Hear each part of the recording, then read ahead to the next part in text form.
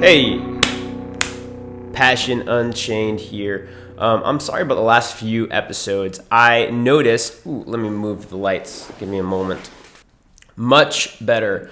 I noticed the last few episodes that my audio was clipping, and I just fixed that, at least according to the waveform I see in front of my face. I moved the microphone a little further away from me. My friend told me to move it right next to me because there was some echo. Unfortunately, even if I turn the gain all the way down, I cannot move it right up to my face. Actually, let me see something real quick. Hold on. All right. Well, that's a little bit better. So I can move it a little bit close to my face, but I like to talk loud because there's a lot of energy, and if I talk loud, then it clips and you get bad quality audio like in the last few episodes. But now we are on a roll. And I'm going to keep the waveform here so I can keep my eye on it and see if it's clipping or not. Without further ado, today I'm going to talk about why you don't want to listen to most guys when they tell you dating advice. Almost all guys, I would say, in fact. Because most guys don't have what they want. Would you listen to a homeless guy for financial advice? For real estate advice, for entrepreneurial advice? Well, you shouldn't, because they obviously are not doing the right things with their finances, or they would have a place to stay.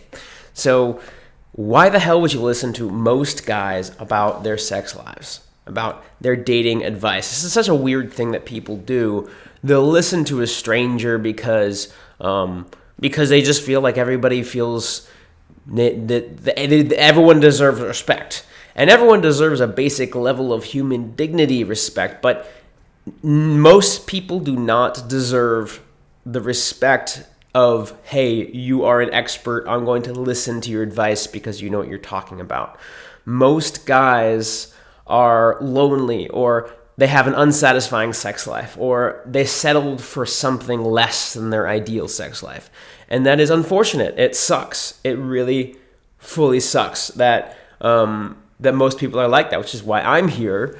But it's also something you need to watch out for, because you can't listen to most guys when they talk about the sex life and give you advice. Because they're just trying to fake it to themselves so they can protect their ego and feel better about their shitty sex life. So they give you advice like, make her feel heard and connected before you have sex with her, or make her come to you, or just don't think about sex and it will come. And these are unfortunate things that people tell other people that just screw them up, because it's shitty advice, and it's shitty advice from people who don't have a good life, who are trying to fake like they have a good life so that they feel better about their shitty life. So usually they're just inexperienced. So I don't want to be too hard, because sometimes it's just because they're inexperienced. But who do you listen to? Well, you listen to guys who are satisfied with their sex lives, and guys who have experience. That's the main thing, is guys who have sexual experience. Guys who are comfortable in themselves. I hate saying how many girls I've slept with, because I feel it's objectifying them. And while I love sex, I don't like objectifying girls.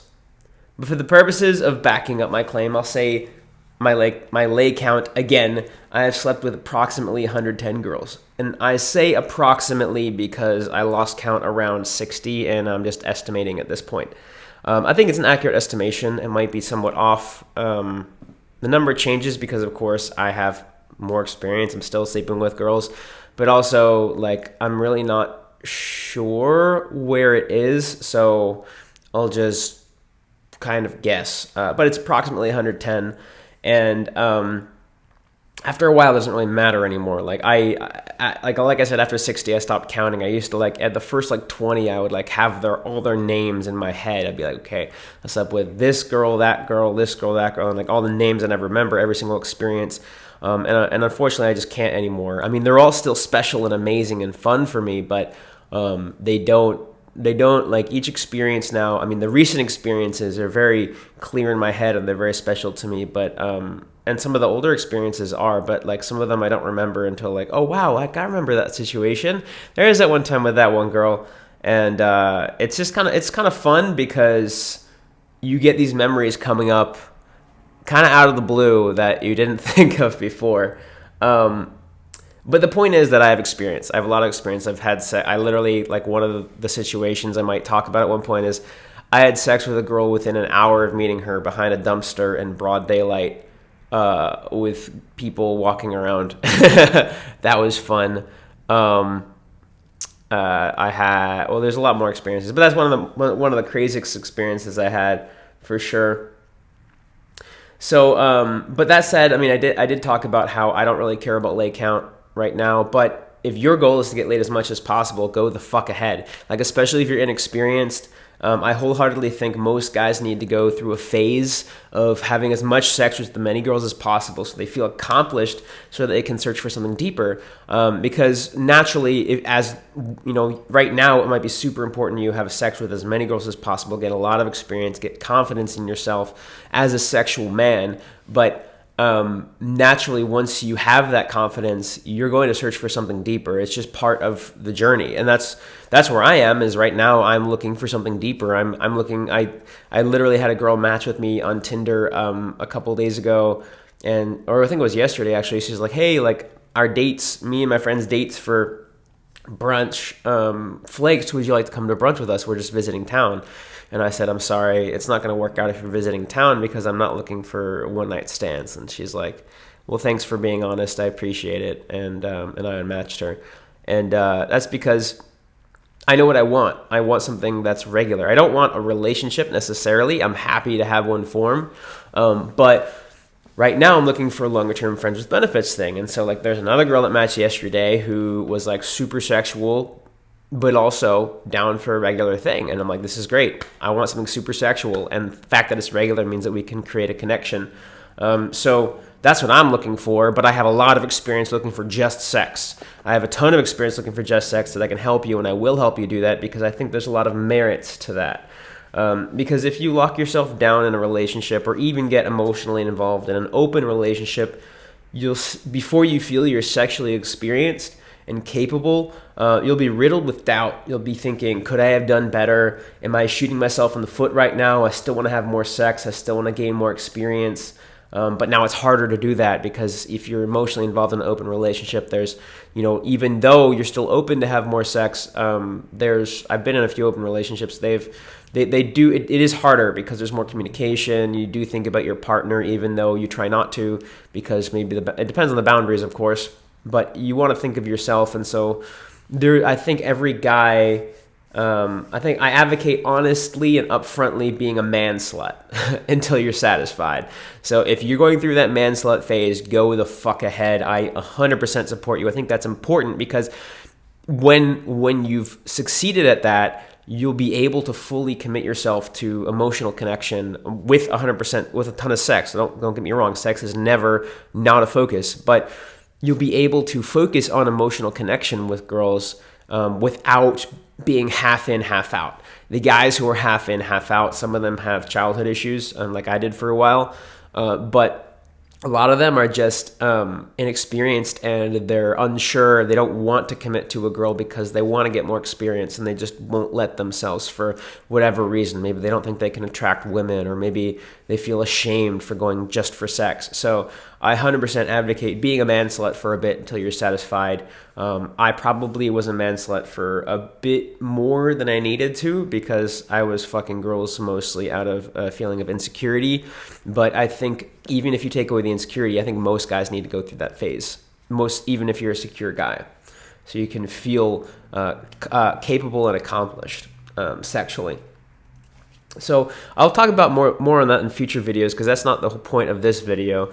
If you're curious, so let me know in the comments if you want me to talk about the merits of having tons of sex with different girls.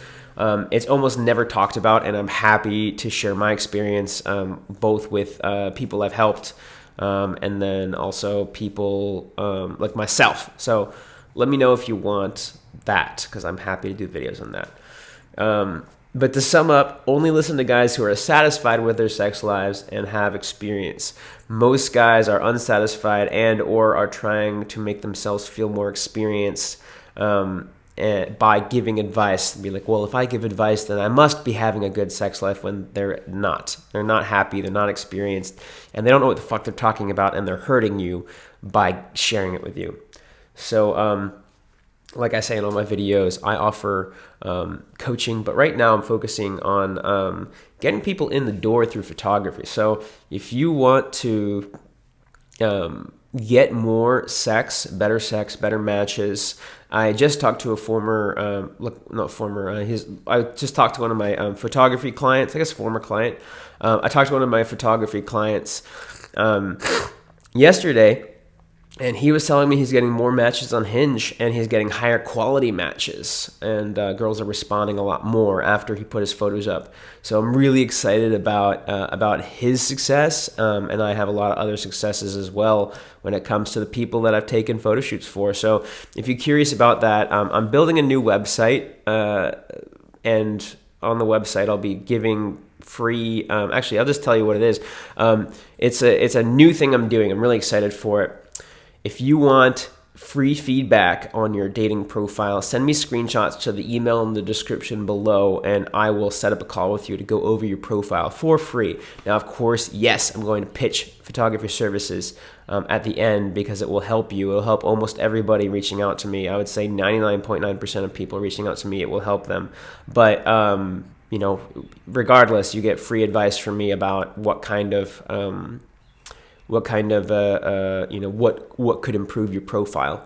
So I'm really excited about that. And then if you already know you want a photo shoot, you don't need my convincing, then go ahead and visit the link in the description below and schedule a call with me, and we'll talk. Wishing you the best. I fly out to anywhere in the U.S. Or if you come to Austin, then we can do it here. Cheers. Until next time. Subscribe if you want to listen to me on YouTube and see my pretty face.